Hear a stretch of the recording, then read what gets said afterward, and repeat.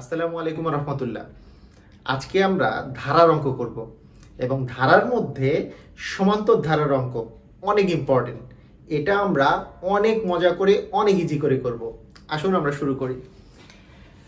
সমান্তর ধারা, আগেই আমি বলে নেই সমান্তর ধারা আসলে কোনগুলো। মনে করেন আপনার কাছে একটা ধারা আছে 3 + 5 + 7 + 9, এভাবে করে করে আপনার হচ্ছে +23, এরকম একটা ধারা আছে। তো এই ধারাটার আমি যদি এইভাবে করে চিন্তা করি, 3 এর সাথে কত যোগ করলে 5 আসে?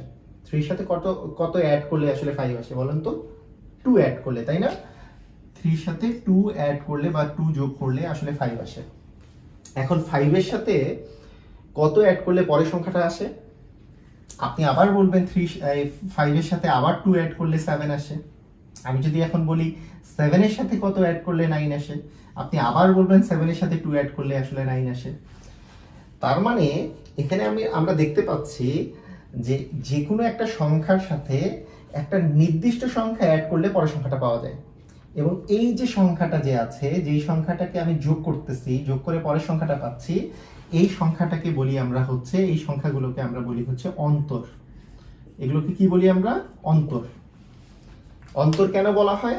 কারণ এই যে দেখুন 5 আর 3, এই দুটার মধ্যে ডিফারেন্স বা পার্থক্য হচ্ছে 2। কারণ এইটার সাথে 2 যোগ করে এটা পাওয়া মানে হচ্ছে এইটা থেকে এটা বিয়োগ করলে এই দুইটা পাওয়া যাবে। ঠিক আছে? তাহলে এইটাকে আমরা বলি হচ্ছে অন্তর। এখন আমরা দেখছি সব জায়গায় এই অন্তরের মানটা সমান। সমান সমান যখন হয়ে যায় তখন সেটাকে বলি আমরা হচ্ছে কমন। মানে কোনো জায়গায় যদি একই জিনিস থাকে তখন আমরা বলি যে কমন, কমন, তাই না? কমন। এই কমনের বাংলা হচ্ছে সাধারণ। তার মানে এই অন্তরটা হচ্ছে একটা সাধারণ অন্তর, মানে একই অন্তর আছে, তার মানে এই অন্তরটাকে আমরা বলবো হচ্ছে সাধারণ অন্তর। ওকে? তো একটা ধারার মধ্যে যখন এরকম সাধারণ অন্তর থাকে, সেই সাধারণ অন্তর থাকলে এই ধারাটাকে বলি আমরা হচ্ছে সমান্তর ধারা। যেখানে আমাদের সাধারণ অন্তর থাকে সেটা কি বলি আমরা? সমান্তর ধারা। এরকমের আমি একটু আলাদা টাইপের এক্সাম্পল নিলে যাতে আপনারা বুঝতে পারেন। মনে করেন 25 প্লাস 24 প্লাস 23 প্লাস 22, হ্যাঁ, প্লাস মনে করেন যে 10, এটাও একটা সমান্তর ধারা। কেন? এইটার সাথে কত যোগ করলে এটা পাওয়া যাবে? অ্যান্সার হচ্ছে -1 যোগ করলে। এই -25 এর সাথে -1 যোগ করলে 24 পাওয়া যায়। আবার 24 এর সাথে -1 যোগ করলে 23 পাওয়া যায়। এটা আপনারা সবাই জানেন, এতদিনে না জানার কিছুই নাই। 25 এর সাথে 1 মাইনাস করা মানে হচ্ছে 25 এর সাথে -1 যোগ করা। এটা আমরা সবাই জানি। তার মানে একটা নির্দিষ্ট সংখ্যা যোগ করে আমি পরেরটা পেলাম, আবার এর সাথে -1 যোগ করে পরেরটা পেলাম। তার মানে এর সাথে -1 যোগ করলে পরেরটা পাচ্ছি, আবার এর সাথে -1 যোগ করে পরেরটা পাচ্ছি। যেহেতু একটা নির্দিষ্ট সংখ্যা যোগ করে পরেরটা পাচ্ছি, তার মানে এখানে সাধারণ অন্তর আছে হচ্ছে -1। আবার এইভাবে করে সাধারণ অন্তর বের করা যায় যে 24 থেকে 25 মাইনাস করলে -1 আসে। এটাও সাধারণ অন্তর বের করার নিয়ম। এই যে সাধারণ অন্তর যেহেতু আছে, এটাও একটা সমান্তর ধারা। তো আমরা বুঝে গেলাম যে সমান্তর ধারা আসলে কোনগুলো। যে কোনো একটা সংখ্যাকে একটা নির্দিষ্ট সংখ্যা দিয়ে সংখ্যার সাথে যোগ করলে যদি পরের সংখ্যাটা পাওয়া যায়, এটা যদি প্রত্যেকটা মানে পদের ক্ষেত্রেই যদি এই জিনিসটা কমন থাকে, তাহলে সেটাকে আমরা সমান্তর ধারা বলবো। আচ্ছা, ঠিক আছে। এখন এই সমান্তর ধারার ক্ষেত্রে আমরা আরেকটা জিনিস খেয়াল করি। মনে করেন আপনার কাছে 2 + 4 + 6, এইভাবে করে 20 আছে। তো এখন দেখুন যে এই যে ধারাটা আছে, এই ধারাটার একবারে লাস্টে কি আছে? 20 আছে। এটা বলতে +20 দিয়ে কি বুঝিয়েছে? যে এই ধারাটা শেষ পদটা হচ্ছে 20। মানে এই 20টা কি পদ বলেন তো? শেষ পদ, মানে এরপরে আর কোনো পদ নাই। এটা হচ্ছে শেষ পদ। প্রথম পদ 2, দ্বিতীয় পদ 4, তৃতীয় পদ হচ্ছে 6, এরকম করে শেষ পদ হচ্ছে 20। এটা আমরা বুঝতে পারলাম। এখন আমরা কিছু জিনিসগুলো জেনে নেই, সেটা হচ্ছে কি কি ভাবে করে এগুলোকে প্রকাশ করা হয়। যেমন প্রথম পদকে এ দ্বারা প্রকাশ করা হয়, সাধারণ অন্তরকে ডি দ্বারা প্রকাশ করা হয়, আর পদ সংখ্যাকে এন দ্বারা প্রকাশ করা হয়। এটা আমরা মনে রাখবো। তাহলে প্রথম পদকে কি দ্বারা প্রকাশ করে? এ দিয়ে। সাধারণ অন্তর ডি দিয়ে ডিফারেন্স ডি দিয়ে, আর পদের সংখ্যাকে আমরা এন দিয়ে প্রকাশ করি। তাহলে আপনাকে যদি আমি বলি এখানে a এর ভ্যালু কত, আপনি কি বলবেন? a এর ভ্যালু হচ্ছে 2, কারণ a মানে হচ্ছে প্রথম পদ, এখানে প্রথম পদ 2 দেওয়া আছে, a এর ভ্যালু হচ্ছে 2। আমরা একটু আগে বোঝার চেষ্টা করি কোনটা কি জিনিস। আচ্ছা, এরপরে আপনাকে যদি আমি বলি এখানে d এর ভ্যালু কত, আমি কি বলেছিলাম d কিভাবে করে বের করে, এটার সাথে কত যোগ করলে এটা আসবে। সবসময় এটা বের করাটা একটু ডিফিকাল্ট, সেজন্য আমরা বের করি কিভাবে, ওই যে দ্বিতীয় প্রসেসে এইটা থেকে এটা মাইনাস করে দিই, দ্বিতীয় পদ থেকে প্রথম পদ মাইনাস করে দিলেই আমার আসলে সাধারণ অন্তরটা বের হয়ে যাবে। কারণ দেখতেই পাচ্ছি এর সাথে 2 যোগ করলে এটা পাওয়া যায়, আবার 2 যোগ করলে এটা পাওয়া যায়, তার মানে d মানে 2। কিন্তু আপনার বের করার মেইন সিস্টেম কিরকম, দ্বিতীয় পদ মাইনাস হচ্ছে প্রথম পদ করে দিলে 2 পাওয়া যাচ্ছে। তো এটা হচ্ছে সাধারণ অন্তর। এটা সাধারণ অন্তর কেন, কারণ এখানে সব জায়গায় কিন্তু এই ডিফারেন্সটা সমান, সেই জন্য এটা হচ্ছে সাধারণ অন্তর। আচ্ছা, এখন পদ সংখ্যা হচ্ছে n। আমি মনে করলাম এই জায়গাটাতে মোট n সংখ্যক পদ আছে, তাহলে n সংখ্যক পদ থাকাটা মানে কি, n সংখ্যক পদ থাকা মানে হচ্ছে এই যে 20 যে আছে, 20টা তো শেষ পদ, তারপরে শেষ পদ মানেই হচ্ছে n তম পদ। এটা কি বুঝা গেছে? কারণ মোট পদ কয়টা আছে, nটা, তাহলে nটাই n তম যে সেটাই লাস্ট, n তম মানে আমার কাছে যদি 20টা জিনিস থাকে তাহলে 20 তম যেটা সেটাই লাস্ট, তাহলে মানে মোট জয়টা পদ আছে অততম পদ যদি বলি এটাই লাস্ট পদ। তাহলে পদ সংখ্যা যদি n হয়, এই যে আমরা n ধরে নেই, যেহেতু এই যে এইখানে যে সংখ্যাটা থাকবে সেটা হচ্ছে n তম পদ। এটা কি মনে রাখবো আমরা, এটা হচ্ছে n তম পদ। এই কয়েকটা জিনিস আমাদের মাথায় ঢুকে রাখতে হবে আগে। আমরা যদি অঙ্কগুলো করতে চাই, প্রথম পদ বুঝতে কারো সমস্যা নাই, সাধারণ অন্তর হচ্ছে দ্বিতীয় পদ মাইনাস প্রথম পদ করে দিলেই চলে আসবে যদি সমান্তর ধারা হয়ে থাকে। আর হচ্ছে এই যে এইখানে যে পদটা থাকবে সেটাকে আমরা n তম পদ বা শেষ পদ বলতে পারি। এই কয়েকটা জিনিস আমরা যদি মাথায় রাখি, আমাদের খুবই সহজে আমরা অঙ্কগুলো করতে পারবো। আগে আমরা সূত্র লিখি, কোন সূত্রগুলো আসলে আমরা অ্যাপ্লাই করব।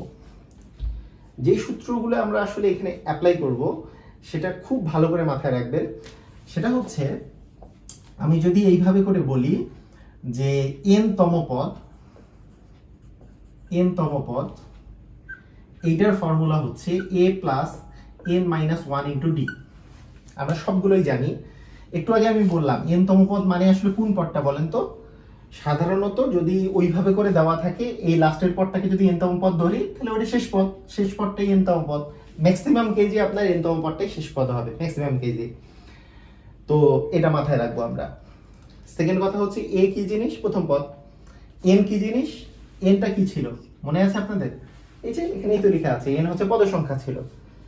যেহেতু n তম পদ মানে হচ্ছে শেষ পদ যদি চিন্তা করি, বা যেই পর্যন্ত কাউন্ট করতেছি ওই পর্যন্ত যদি আমি চিন্তা করি, তাহলে ওই পর্যন্ত পদ সংখ্যা হচ্ছে n।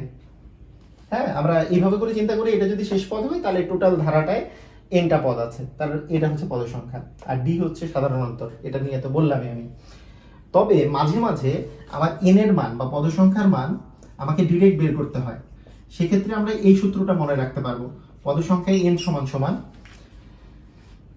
আমরা এই সূত্রটা যদি মনে রাখি তাহলে আমাদের জন্য সুবিধা হয়। সেটা হচ্ছে যে পদ সংখ্যায় n সমান সমান হচ্ছে শেষ পদ বিয়োগ প্রথম পদ, শেষ পদ বিয়োগ প্রথম পদ ভাগ d মানে কি সাধারণ অন্তর, প্লাস হচ্ছে 1। এটা ইউজ করলে আমাদের জন্য সুবিধা হয়। তাহলে শেষ পদ বিয়োগ প্রথম পদ ভাগ d প্লাস হচ্ছে 1। এটা হচ্ছে পদ সংখ্যা বের করতে এই সূত্রটা ইউজ করলে অনেক সময় আমাদের সুবিধা হয়। আচ্ছা, লাস্ট কথা হচ্ছে, মানে আমাদের 3টা সূত্র মোটামুটি এখন জানতে হবে, এটা আমরা একটু মাথায় রেখে দেই। আরেকটা হচ্ছে, যদি আমাদের সমষ্টি বের করতে হয়, তাহলে সমষ্টির যদি সূত্রটা আমি লিখে দিই, সমষ্টি s সমান সমান n/2 twice a plus n minus 1 into d। এই 3টা সূত্র আমরা কি খুব কষ্ট লাগবে আমাদের মুখস্থ রাখতে? আমার মনে হয় না যে খুব কষ্ট লাগবে। শেষ পদ বিয়োগ প্রথম পদ ভাগ প্রতিপদে বৃদ্ধি প্লাস 1, এটা মুখস্থ রাখাটা জরুরি, কারণ আমাদের তাহলে এমসিকিউ গুলো তাড়াতাড়ি করার জন্য। তবে এই দুটো সূত্র মনে রাখলেই কিন্তু সব অঙ্ক হয়ে যায়। তবে এটা মনে রাখলে আর একটু ফাস্ট হবে, বিভিন্ন সময় আপনার ফাস্ট হবে।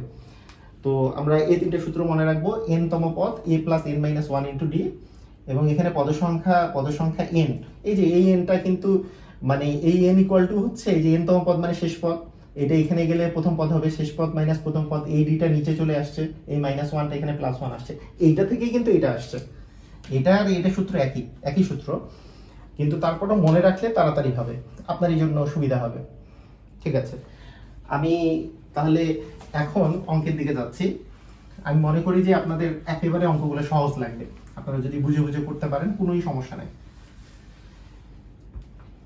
আমি প্রথমে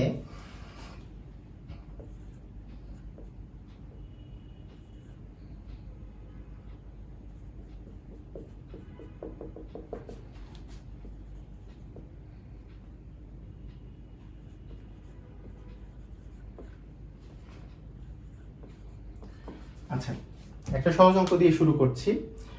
যে বলা হয়েছে যে 2 4 6 হ্যাঁ, এভাবে করে করে আপনার এই ধারাটার কততম পদ হচ্ছে 34। আমার কোশ্চেন হচ্ছে কততম পদ হচ্ছে 34। আপনি দেখুন এখানে তো সমষ্টির বিষয় নাই, তাই লাস্টের সূত্রটা বাদ। এখন কোন সূত্রটা অ্যাপ্লাই করলে আপনার জন্য তাড়াতাড়ি হবে, এইখানে দেখুন কত ড্যাশ তম পদ, আমরা কি পড়তেছিলাম, কততম পদ, n তম পদ পড়তেছিলাম, মানে কত মানে কিন্তু n, কত মানে কি n, তার মানে কতর জায়গায় যেহেতু মানটা আমার লাগবে, তার মানে n এর মানটা আমাকে বের করতে হবে, n এর মান বের করতে হবে। এই কথাটা তো একবারে ক্লিয়ার, তাই না? কততম পদ 34, কততম পদ আমি ধরলাম যে n তম পদ, তার মানে n এর ভ্যালুটা বের করতে হবে। এটা খুবই ক্লিয়ার। আর nটা ছিল হচ্ছে পদ সংখ্যা, তার মানে আমি সূত্র বসাবো পদ সংখ্যা, একেবারে তাহলে একেবারেই বের হয়ে যাবে। পদ সংখ্যার সূত্র কি ছিল? পদ সংখ্যার n এর ফর্মুলা ছিল যে শেষ পদ বলতে এখানে শেষ পদ হচ্ছে 34, শেষ পদ বিয়োগ প্রথম পদ। সূত্রটা যদি মনে না থাকে তাহলে আরেকবার দেখে নিন, যে শেষ পদ বিয়োগ প্রথম পদ ভাগ ডিফারেন্স মানে হচ্ছে পদে বৃদ্ধি, যেটা এইখান থেকে এটা ডিফারেন্স, মানে 4 - 2 = কত 2, এখানে d এর ভ্যালু হচ্ছে 2 প্লাস হচ্ছে 1, তাহলে কত হচ্ছে 32 কে 2 দিয়ে ভাগ করলে আসতেছে 16 আর 1 হচ্ছে 17। আপনার এই রকম করে মুহূর্তের মধ্যে আপনি করে ফেলতে পারবেন। কিন্তু আপনি যদি এই অঙ্কটাই a + n - 1 * d = 34 করেন, একটু সময় লাগবে বেশি, হবে না তা না, কিন্তু সময় লাগবে বেশি। তাই আমরা দুইটা সূত্রই মনে রাখবো যাতে করে আমরা তাড়াতাড়ি অঙ্কটা করতে পারি। ওকে,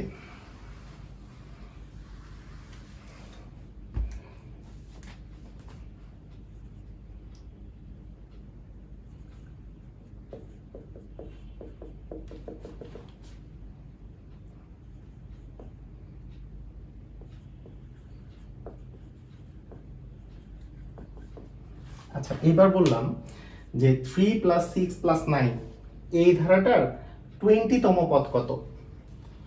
20তম পদ। আপনি আমাকে বলেন যে আমরা কততম পদের কথা বলেছি? n তম পদের সূত্র আমরা জেনেছি, মানে এখানে n মানে হচ্ছে আপনার 20, n মানে কত 20, মানে n এর ভ্যালুটা এবার দেওয়া আছে। 20তম পদ কত, মানে 20তম পদ মানে n তম পদ কত, সেই মানটা বের করতে বলছে। তাহলে এইবার কি আমি n = বের করতেছি না, পদ সংখ্যা বের করতেছি না, n তম পদের মান বের করতেছি। এখন n তম পদের যে ফর্মুলাটা ছিল, n তম পদ কি ফর্মুলা ছিল? a প্লাস, আমি লিখছি, আপনাদের যদি এমসিকিউ যখন থাকে আপনি তো এই সূত্র লেখারও প্রয়োজন নাই।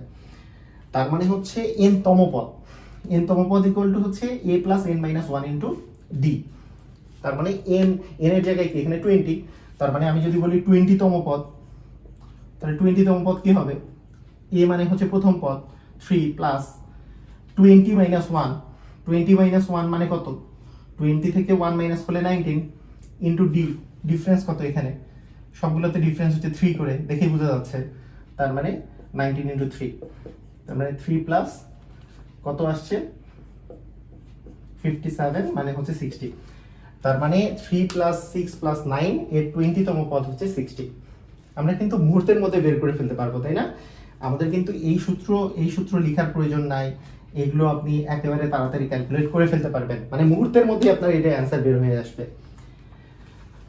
তো আমরা মোটামুটি খুবই ইম্পর্টেন্ট দুটো টাইপের অঙ্ক করে ফেললাম। এবার আমরা তাড়াতাড়ি চলে যাচ্ছি থার্ড টাইপের ম্যাথে। মনে করেন আপনাকে আমি দিলাম 3 প্লাস, ধরেন আপনাকে দিলাম হচ্ছে 4 প্লাস 9 প্লাস 14 প্লাস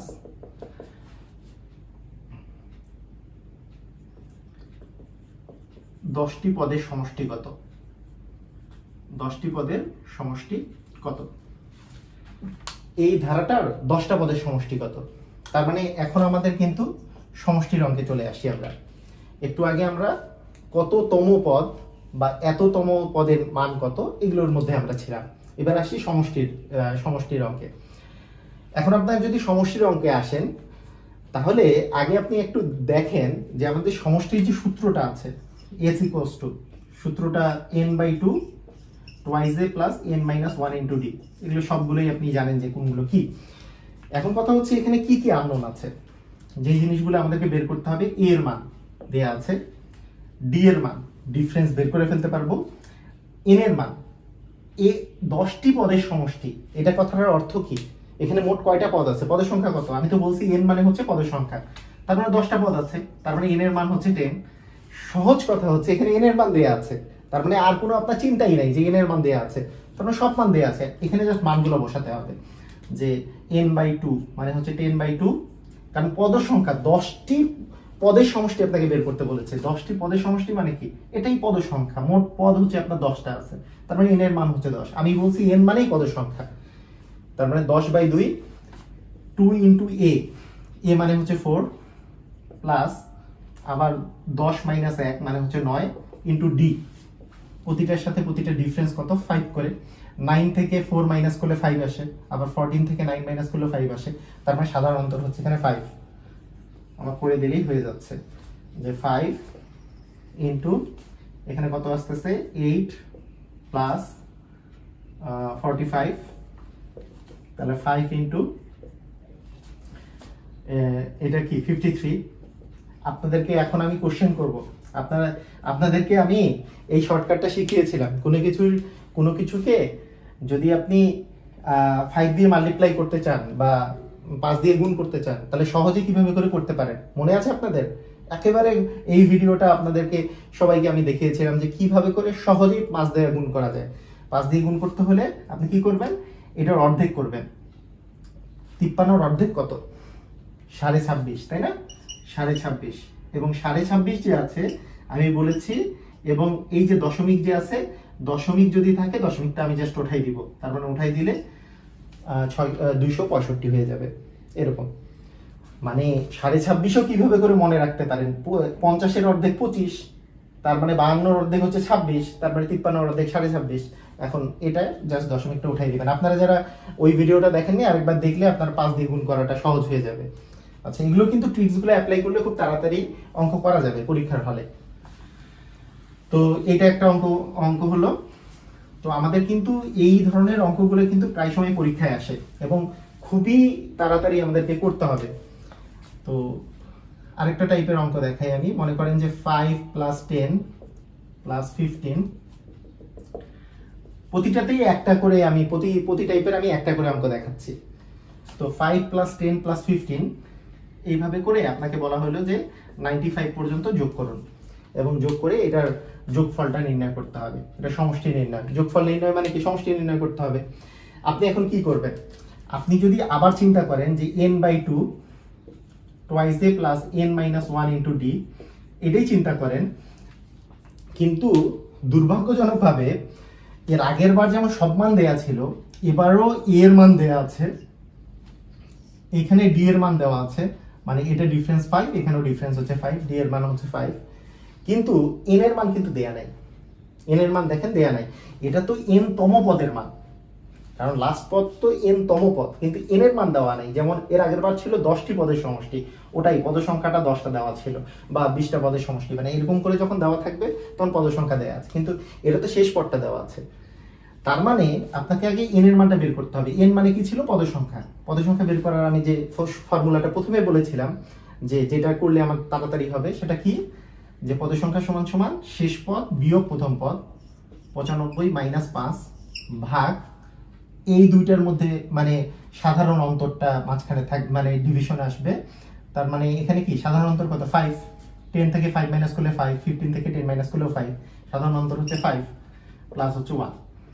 তাহলে কত হচ্ছে 90/5 প্লাস 1। তাহলে কত আসতেছে 90 কে 5 দিয়ে ভাগ করলে কত আসবে 18 প্লাস 1, তার মানে হচ্ছে 19। 90 কে 5 দিয়ে ভাগ করলে 18 আসে, 18 সাথে 1 যোগ করলে 19 আসতেছে। তার মানে পদের সংখ্যা হচ্ছে 19টা।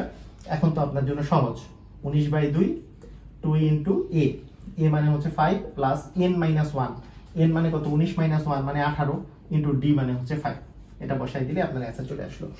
তো এখন দেখুন যে আপনার এই অঙ্কগুলাতে কিন্তু আপনার একেবারে মানে এই সূত্রগুলোই যদি আপনি অ্যাপ্লাই করেন তাহলে কিন্তু আপনার হয়ে যাচ্ছে, একেবারে মুহূর্তের মধ্যে আপনারা করে ফেলতে পারবেন। আমার মনে হয় যে আপনাদের কখনোই কোনো সমস্যা হবে না। তো আরেকটা জিনিস যেটা পরীক্ষায় সবচেয়ে বেশি আসে, সেই জিনিসটাতে আমি একটু দেখাই দিই। সেটা হচ্ছে 1 + 2 + 3, এইখান থেকে মনে করেন যে দেওয়া থাকলো 90 পর্যন্ত যোগফল। তো এই টাইপের যখন অঙ্ক আসে তখনও কি আপনি এই একইভাবে করে করবেন কিনা? অ্যান্সার হচ্ছে এই টাইপের অঙ্ক যদি আসে 1 থেকে শুরু এবং 1 এর পরে 2 আছে, তারপরে 3 আছে, এই টাইপের অঙ্কগুলাকে আপনাকে এই একই টাইপের করে এত বড় করে করতে হবে না। কারণ 1 + 2 + 3 + 4 আপ টু n পর্যন্ত আমাদের একটা ফর্মুলা আছে, আপ টু n পর্যন্ত একটা ফর্মুলা আছে এবং এই ফর্মুলাটা সবার পরিচিত, n × n+1 ডিভিশন হচ্ছে 2। এই ফর্মুলাটা দিয়ে সবচেয়ে বেশি পরিমাণে এমসিকিউ এখন পর্যন্ত আসছে, তাই খুবই ভালো করে আমরা মাথায় রাখবো। যেমন 1 + 2 + 3 প্লাস এরকম করে করে যদি আমি 100 পর্যন্ত যোগ করি তাহলে ফর্মুলা কি হবে, যেহেতু 1 থেকে 100 পর্যন্ত, এখানে n এর ভ্যালু কত 100, তার মানে 100 ইন্টু কি হবে 100 এর সাথে 1 যোগ করলে কি হয় 101, ডিভিশন হচ্ছে 2, তার মানে 50 × 101। তাহলে বলুন 50 কে 101 দিয়ে মাল্টিপ্লাই করলে কি আসবে? এই শূন্যটা আগে এখানে বসাই দিই, 5 এর সাথে 101 গুণ করি, তাহলে 505, মানে 5 এর সাথে 101 গুণ করলে তো 505 হয়। তার মানে 500 মানে এখানে কি কত হচ্ছে 5050। আপনার অ্যান্সার হচ্ছে 1 থেকে 100 পর্যন্ত যোগফল 5050। মুখস্থ থাকে, মানে এটা তো মুখস্থ মানেও মানুষ বসায়, কারণ প্রচুরবার পরীক্ষায় আসছে। তো আমরা এখন যদি এইভাবে করে চিন্তা করি যে 1 + 2 + 3 আপ টু 10 পর্যন্ত যোগফল কত হবে? তাড়াতাড়ি বলুন অ্যান্সার কি হবে? আমাদের ফর্মুলা কি ছিল, n × n+1 ডিভিশন 2, তার মানে 10 × 10+1 মানে 11/2, তার মানে 5 × 11 মানে 55 হবে অ্যান্সার। তো আপনারা এইভাবে করে কিন্তু অঙ্কটা করতে পারেন। একটু ঘুরায় আপনার যদি অঙ্কটা এরকম থাকে তাহলে কিভাবে করে অঙ্কটা করবেন সেটা একটু দেখুন। যদি একটু কঠিন টাইপের যদি দেয়া থাকে, ধরুন আপনাকে দেওয়া থাকলো যে 21 + 22 + 23 আপ টু 40 পর্যন্ত যোগফল, এটা নির্ণয় করেন। এখন কথা হচ্ছে এটা কিভাবে করে আপনি সূত্র দিয়ে, আচ্ছা এরকম যদি থাকে আপনি কিন্তু ওই ফর্মুলাটা অ্যাপ্লাই করতেই পারেন। ওই যে প্রথমে পদের সংখ্যা বের করে, পদের সংখ্যা মানে 2 প্রসেসে করা যায়, তবে এটাই মনে হয় সহজ হবে, যেহেতু 1 থেকে জিনিসটা দেওয়া নেই, পদের সংখ্যা আপনি বের করে নিলেন। সেটা হচ্ছে n = হচ্ছে 40 - 21 ডিভিশন 1 + 1, তার মানে কত হচ্ছে 20। মানে এখান থেকে এটা মাইনাস করলে 19 + 1 মানে হচ্ছে 20, পদ সংখ্যা হচ্ছে 20।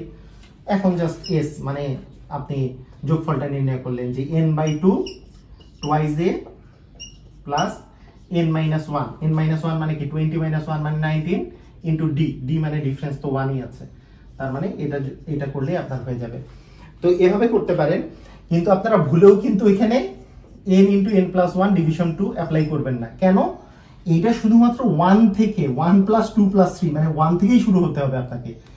1 থেকে যদি 40 পর্যন্ত যোগ করতে বলতো তাহলেই শুধু এই ফর্মুলাটা প্রযোজ্য।